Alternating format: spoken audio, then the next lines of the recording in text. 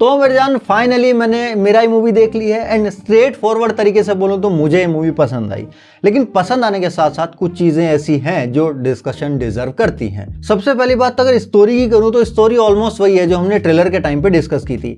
Hair and there थोड़े changes हैं, लेकिन वो चेंजेस बताने के लिए मैं आपके मूवी देखने का इंतजार करूंगा क्योंकि स्पॉइलर हो जाएगा। एंड ये बात मैं ज्यादातर कम ही मूवीज के लिए बोलता हूं क्योंकि मोस्टली मूवीज में स्पॉयलर्स के नाम पे कुछ होता नहीं है कहानी में। आपको मूवी देखने से पहले ही चीजें पता हो तो भी कुछ ज्यादा फर्क नहीं पड़ता आपके थिएटर एक्सपीरियंस के ऊपर। बट मिराई मूवी के केस में ऐसा नहीं है। अगर आपने मेरी ट्रेलर ब्रेकडाउन वाली वीडियो देखी हुई होंगी तो आपको क्लियरली ये चीजें समझ आ जाएंगी।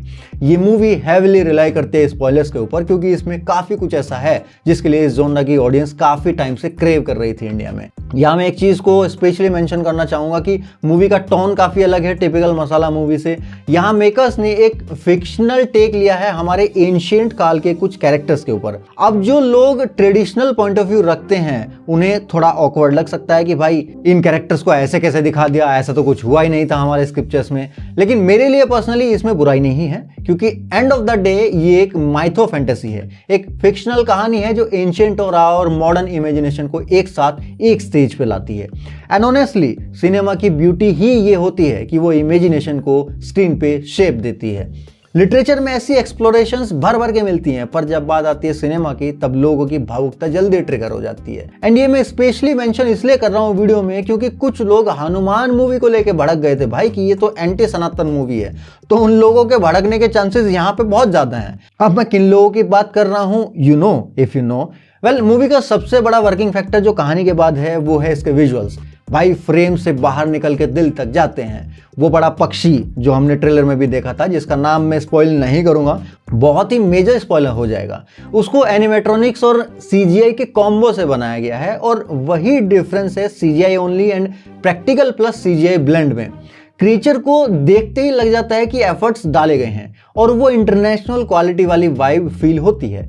अब यहाँ जब मैं इंटरनेशनल क्वालिटी की बात कर रहा हूँ तो ये काव्यात्मक अलंकार की बात हो रही है। उसको वैसे ही समझना ना कि हर चीज में हर शब्द को लिटरली लेना होता है। एंड सिर्फ वो एक सीन नहीं है बल्कि हिमालय के विजुअल्स को जिस तरह से पर्दे पे उतारा गया है, मैं मूवी की सिनेमेटोग्राफी का फैन हो गया हूँ भाई। कार्तिक गट्टामिनेनी जो इस मूवी के कोरियोग्राफर भी हैं, डायरेक्टर भी, उन्होंने भाई साहब क्या ही लाजवाब काम किया है, एकदम चुम्मेश्वरी। जिनको नहीं पता उनको बता दूं, कार्तिक 2 मूवी में भी इन्हीं की सिनेमेटोग्राफी थी। खैर मुझे अभी भी याद है जब मिराई का फर्स्ट ग्लिम्स आया था तब मैंने बोला था ये प्रोजेक्ट बवाल होने वाला है।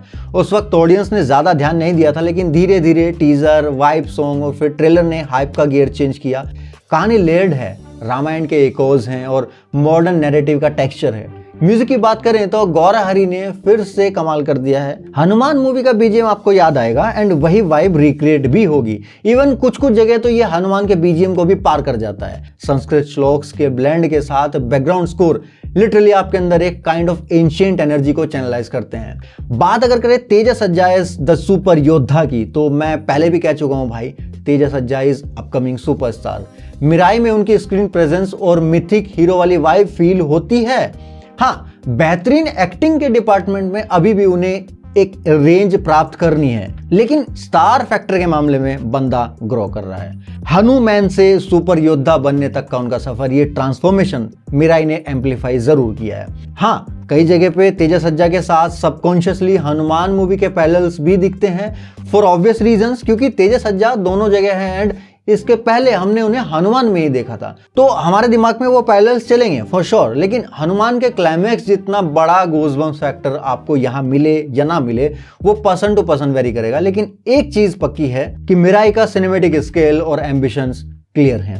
वहीं बात करें अगर मूवी के विलन के रूप में मनोज मांचू की तो ब्लैक स्वॉर्ड के साथ उनकी स्क्रीन प्रेजेंस एकदम अलग है। वो ब्लैक स्वॉर्ड हाथ में लेके जब जब परफॉर्म करते हैं तब मजा आता है देखने में एक्शन सीक्वेंसेस को। लेकिन अगेन एक्टिंग के पर्सपेक्टिव से देखते हो तो विलन के पास हमेशा ज्यादा स्कोप होता है, ज्यादा रेंज होती है खेलने के लिए एंड मनोज उस अपॉर्चुनिटी का कहीं ना कहीं और बेहतर तरीके से इस्तेमाल कर सकते थे।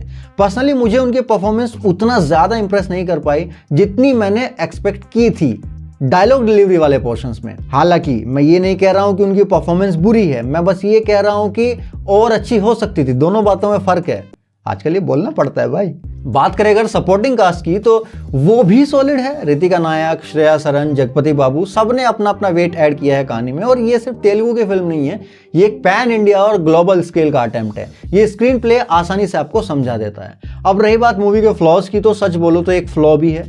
कहानी का वो चूजन वन और डिवाइन डेस्टिनी वाला फैक्टर, ये सेटअप थोड़ा डेजावू जैसा फील देता है। ऐसे आर्क्स हमने पहले भी देखे हैं मूवीज में, लेकिन प्रेजेंटेशन और विजुअल्स का मैजिक इतना स्ट्रॉन्ग है कि वो फैमिलियरिटी ओवरशैडो हो जाती है। तो ओवरऑल मिराई एक ग्रैंड सिनेमेटिक इवेंट है। विजुअल्स धमाकेदार हैं, म्यूजिक तो बवाल है ही भाई, काफी जबरदस्त एक्शन भी देखने को मिला है एंड तेजा सज्जा अपने नेक्स्ट लेवल अवतार में दिखाई दे रहे हैं। एंड सच कहूं तो फिल्म ने डिलीवर किया है भाई, एंड मुझे पर्सनली काफी पसंद आई मूवी।